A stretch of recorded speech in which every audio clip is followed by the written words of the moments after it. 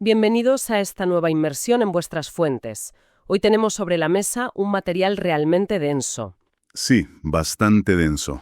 Es un comentario teológico muy detallado sobre un texto muy específico, que es el capítulo 4 de la primera epístola de Juan. Correcto. Nuestro objetivo es sacarle todo el jugo a los criterios que el autor nos da para aprender a distinguir, pues, la verdad del error. Es como un manual para la autenticidad espiritual. Una especie de kit de detective, diría yo. Eso, un kit de detective para la fe. Y bueno, un kit que era muy necesario en su momento, desde luego. Este capítulo pone sobre la mesa dos pruebas, dos tests, que son cruciales para la vida cristiana de entonces y de ahora. ¿Dos pruebas? Sí, una es doctrinal, tiene que ver con lo que uno cree, y la segunda es social, relacional, tiene que ver con cómo uno vive. Entiendo. El autor, que la tradición identifica como el apóstol Juan, escribe en un contexto, de mucha ebullición, donde han aparecido falsos profetas. Claro, de ahí la necesidad del kit. Exacto. Profetas con enseñanzas que, según él, desvían de la fe original. El comentario que analizamos sugiere que estas ideas eran de corte gnóstico. Ah, los gnósticos. La corriente esta que tendía a despreciar lo material, ¿no? A separar el espíritu de la carne. Esa misma. Vale. Si esto es un manual para detectar la fe auténtica, ¿cuál es la primera prueba que nos da el autor?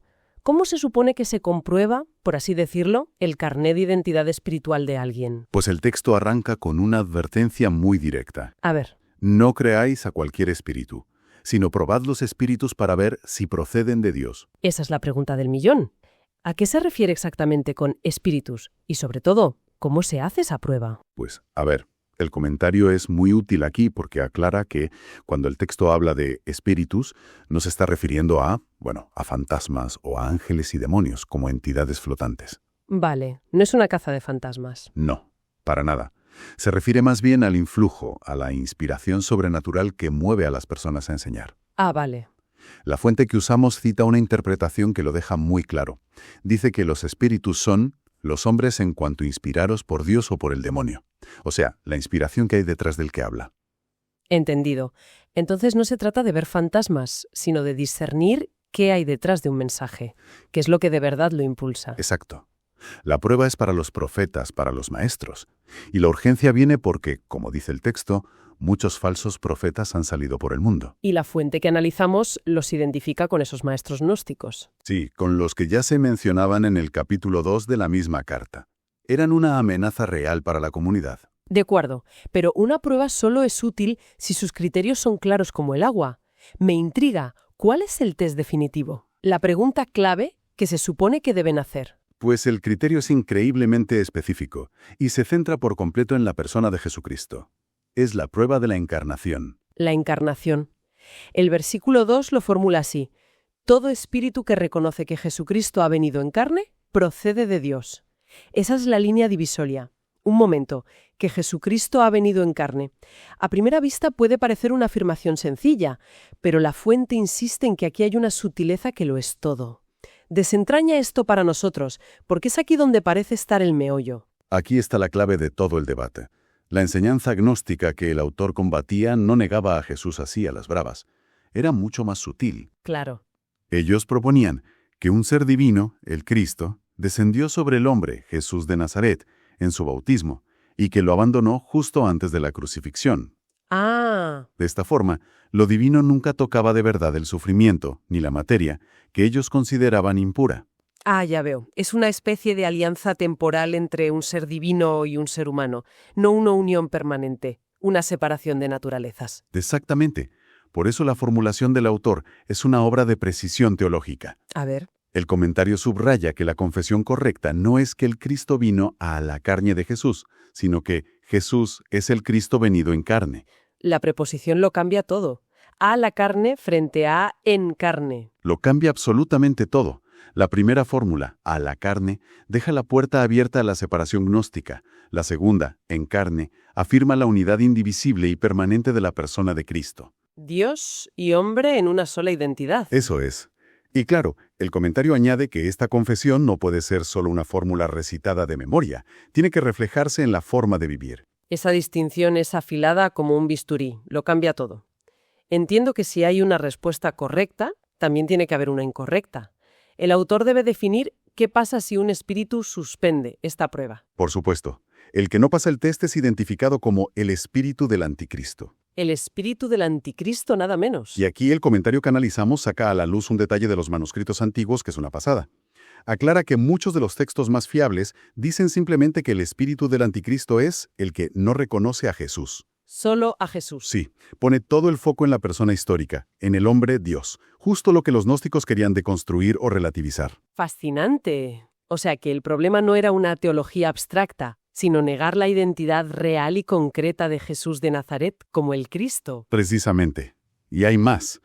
La fuente menciona una variante textual que es todavía más reveladora. Cuéntame. Algunos códices latinos, en lugar de usar la palabra griega para no confiesa, que es meomologei, Sí. utilizan la palabra lue, que se traduce como disuelve o desata. Disuelve. Sería un ataque frontal y explícito a la herejía que intentaba disolver, separar, desatar las dos naturalezas en Cristo. Es una palabra muy gráfica. Disuelve. Es una imagen muy potente, no es solo un desacuerdo, es un intento activo de deshacer la identidad de Cristo. El autor está diciendo que este es el sistema operativo del error. Exacto. Y todo esto conecta con lo que ya había dicho en el capítulo 2 de la carta. Negar al Hijo es quedarse sin nada, es no tener ni al Padre ni al Espíritu. La persona de Cristo como Dios hecho hombre es la viga maestra de todo el edificio. Si la quitas, todo se viene abajo. Vale, la línea doctrinal está trazada con una claridad meridiana. O confiesas a este Jesús específico, o estás en el bando del anticristo. Es un conflicto de alta tensión. ¿Cómo describe el autor la dinámica de esta batalla entre los dos bandos? Pues la describe estableciendo tres contrastes muy marcados, como si dibujara dos perfiles completamente opuestos. De acuerdo. El primero es un contraste de procedencia, de origen. Dice, ellos, los falsos maestros, proceden del mundo. En cambio, nosotros, refiriéndose a los creyentes, procedemos de Dios. Un clásico nosotros contra ellos, basado en el origen espiritual de cada uno. Y el segundo contraste. El segundo es una consecuencia del primero, un contraste de mentalidad y de lenguaje. Ellos hablan desde la perspectiva del mundo, usan su lógica, sus valores. ¿Y nosotros? Nosotros, en cambio, ¿hablamos desde la perspectiva de Dios? Es como si emitieran en frecuencias distintas, ¿sabes? Claro. Y me imagino que si emiten en frecuencias distintas también tienen audiencias distintas. Ese es el tercer y último contraste, el de las audiencias. El mundo escucha a ellos, porque en sus palabras el mundo reconoce su propia voz. Les resulta familiar. Exacto. Pero, y aquí viene la afirmación más contundente, quien conoce a Dios nos escucha a nosotros, es decir, a los apóstoles. Esa última frase es la que remata todo. Quien conoce a Dios nos escucha. Es una declaración de autoridad tremenda, ¿no? Tremenda. No es una invitación al diálogo, es casi un ultimátum. Esto tuvo que generar interpretaciones muy potentes a lo largo de la historia. Y tanto que las generó. Aquí el comentario que analizamos es muy ecuánime y nos presenta dos lecturas históricas que son, radicalmente opuestas. A ver esas dos lecturas. Por un lado está la perspectiva de la Reforma. La fuente la ilustra con una cita del teólogo John Stott. Para esta visión, cuando el autor dice «nos escucha a nosotros», se refiere a la autoridad de la doctrina apostólica original, la que quedó fijada en las Escrituras. O sea, la autoridad está en el texto original. Cerrado. Vale, esa es una interpretación anclada en el texto, pero una frase tan potente también puede ser el pilar de una estructura de poder completamente diferente, ¿verdad? Exacto. Y aquí es donde la fuente nos muestra la gran bifurcación. La otra cara de la moneda es la perspectiva católico-romana, que el comentario presenta a través del dominico Salgueiro. ¿Y qué dice esta otra perspectiva? Pues, desde este punto de vista, esa frase no se refiere solo al mensaje original, sino a una autoridad viva y continuada que se transmite a través de los obispos en comunión con el Papa. Ah, claro. Según esta lectura, escuchar a este magisterio vivo es la norma suprema de la fe.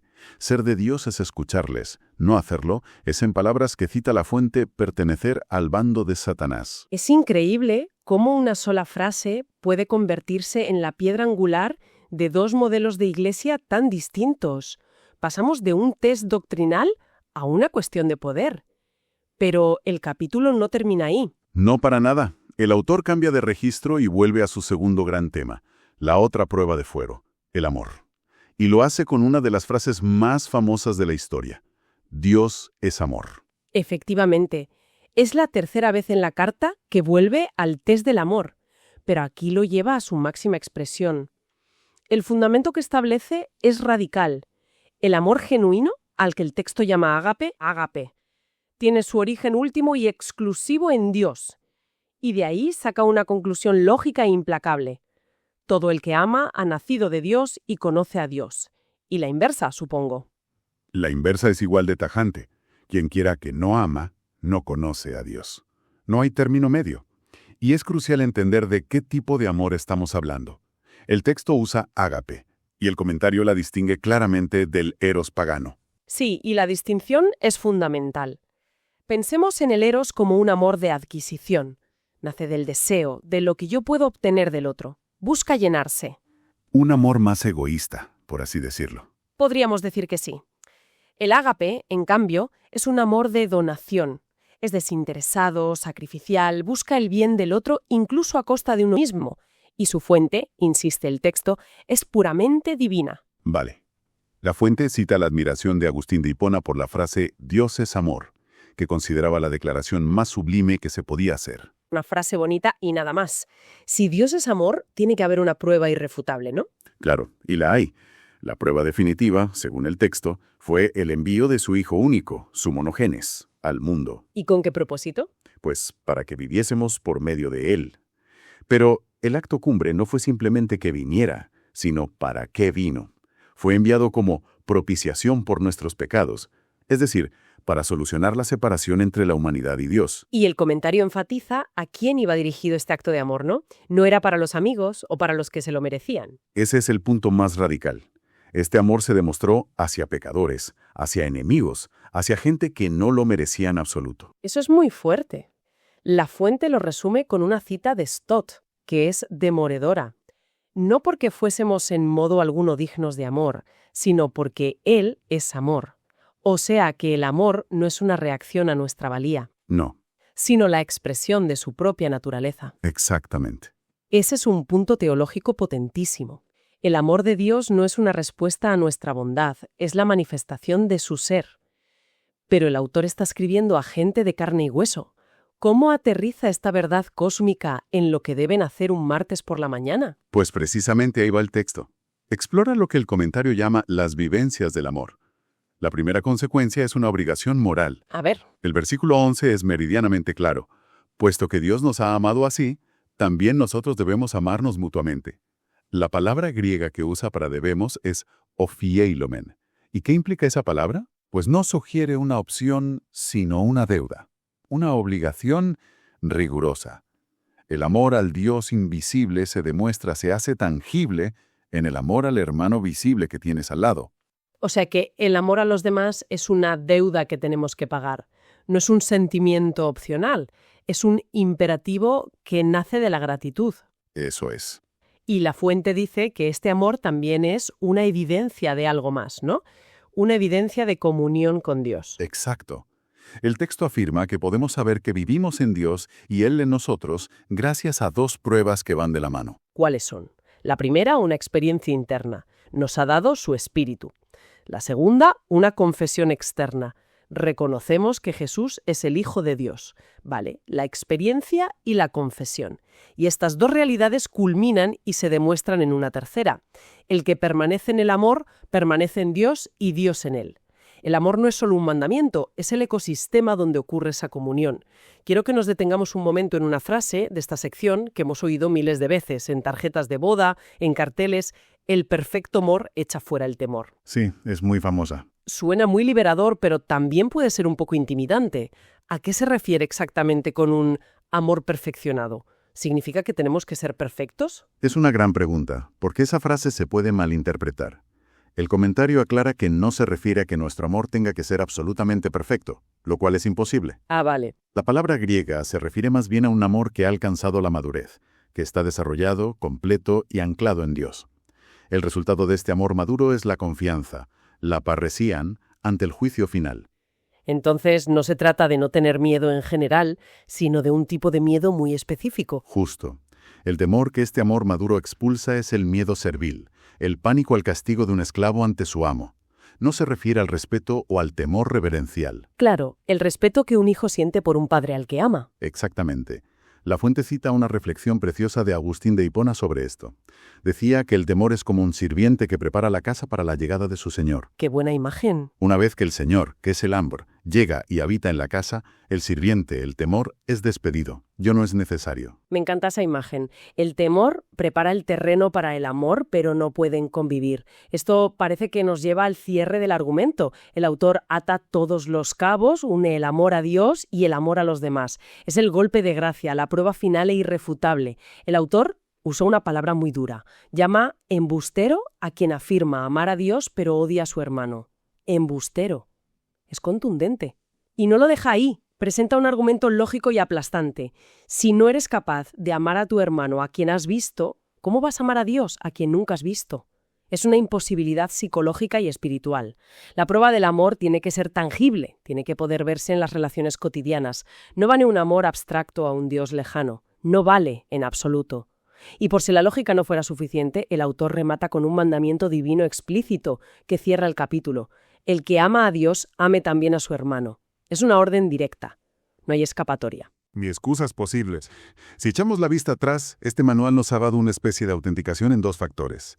Primero, la contraseña doctrinal, una confesión muy específica sobre quién es Jesús. Sí. Y segundo, el escaneo biométrico, la prueba tangible y visible del amor práctico hacia los demás. Necesitas las dos para que el sistema te dé acceso. Una sin la otra es una falsificación. Es una analogía perfecta. La gran conclusión que se desprende de este texto es que la fe no es una experiencia meramente privada, intelectual o sentimental. Claro. Su autenticidad se mide, en última instancia, en la calidad de las relaciones humanas, en la práctica del amor fraterno. Esa es la prueba definitiva de que la confesión doctrinal no es una fórmula vacía, sino una realidad que transforma la vida. Y esto nos devuelve a esa bifurcación que vimos antes.